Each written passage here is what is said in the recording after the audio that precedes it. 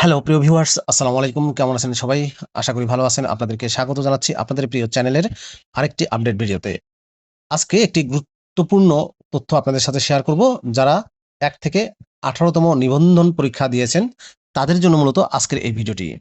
১ থেকে ১৮ তম নিবন্ধনধারীদের চিঠির বিষয়ে যা বলছে মন্ত্রণালয়, এই শিরোনামে একটি গুরুত্বপূর্ণ নিউজ প্রকাশ করেছে বাংলাদেশের বহুল প্রচারিত শিক্ষা বিষয়ক অনলাইন পোর্টাল thedailycampus.com।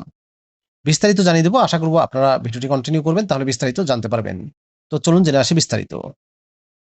১ থেকে ১৮ তম নিবন্ধনধারীদের চিঠির বিষয়ে যা বলছে মন্ত্রণালয়, এই শিরোনামে একটি নিউজ প্রকাশ করেছে ১৩ এপ্রিল ২০২৬ তারিখে thedailycampus.com।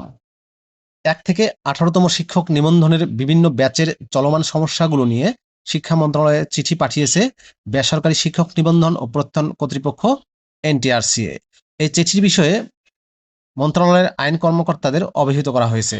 আইন কর্মকর্তাদের মতামত পরবর্তীতে শিক্ষা এবং প্রাথমিক ও গণশিক্ষা মন্ত্রী ডক্টর আ.ন.ম এহসানুল হক মিলনকে অবহিত করা হবে বলে জানা গেছে।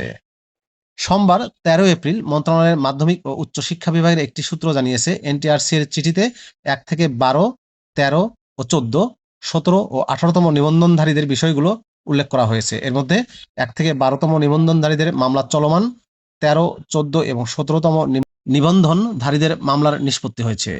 ১৮ তম নিবন্ধনধারীদের মামলা চলমান রয়েছে। মামলা, বয়স এবং সনদের বিষয়গুলো কিভাবে সমাধান করা যায় সে বিষয়টি আইন কর্মকর্তাদের বের করতে বলা হয়েছে।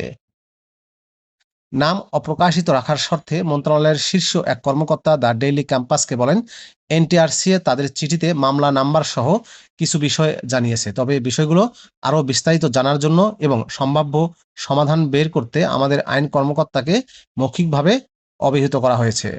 আইন কর্মকর্তার মতামত পাওয়ার পর বিষয়গুলো মন্ত্রীকে অবহিত করা হবে।